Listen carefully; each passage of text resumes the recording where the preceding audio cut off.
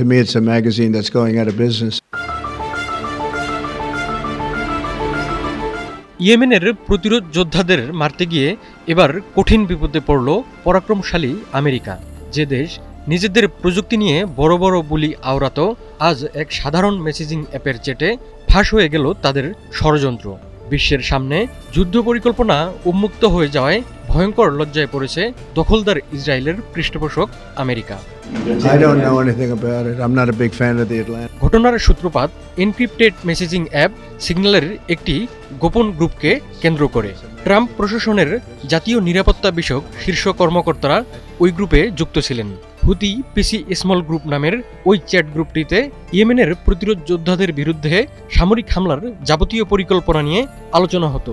প্রতিরক্ষা সচিব পিট হেগসেথ, জাতীয় নিরাপত্তা উপদেষ্টা Michael Waltz, vice president JD Vance, জাতীয় গোয়েন্দা পরিচালক তুলসী গেবার্ড সহ আরও কয়েকজন গুরুত্বপূর্ণ কর্মকর্তা সেখানে স্পর্শকাতর বিষয়ে আলাপ করতেন। কিন্তু ভুলবশত দ্য আটলান্টিক ম্যাগাজিনের প্রধান সম্পাদক জেফ্রি গোল্ডবার্গকেও ওই গ্রুপে যুক্ত করা হয়। মূলত এই সাংবাদিকের মাধ্যমেই প্রকাশ্যে আসে ট্রাম্প প্রশাসনের ষড়যন্ত্র। জেনেক্সে শিফট করো, লাইফকে লিফট করো। Having to do with what? What were they talking about? The Atlantic এক প্রতিবেদনে জানিয়েছে, ইরান সমর্থিত ইয়েমেনের প্রতিরোধ যোদ্ধাদের বিরুদ্ধে সামরিক হামলার বিস্তারিত পরিকল্পনা নিয়ে আলোচনা হয়েছিল।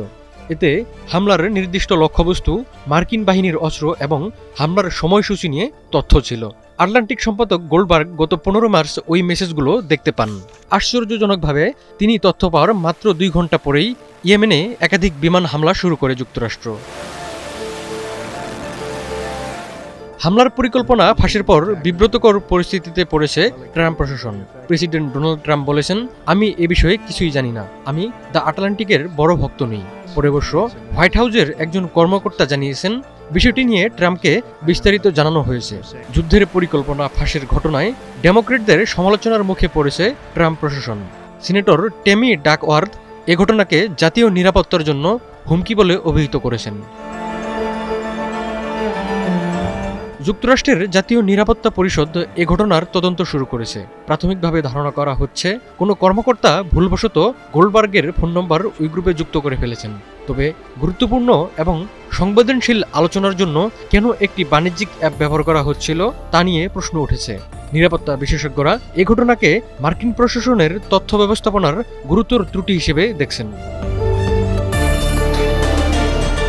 গত কয়েকদিন ধরেই ইয়েমেনে প্রতিরোধ যোদ্ধাদের বিরুদ্ধে বড় আকারের সামরিক হামলা চালিয়ে যাচ্ছে যুক্তরাষ্ট্র। গাজায় অবরোধের পর লোহিত সাগরে ইসরায়েলের সঙ্গে যুক্ত জাহাজগুলোতে হামলার হুমকি দিয়েছিল ইয়েমেন। মূলত এই হুমকির পর দেশটিতে শক্তিশালী সামরিক অভিযানের নির্দেশ দেন প্রেসিডেন্ট ডোনাল্ড ট্রাম্প। যুদ্ধ পরিকল্পনা ফাঁসের ঘটনা কিভাবে সামাল দেন মিস্টার প্রেসিডেন্ট, সেটাই এখন দেখবার বিষয়।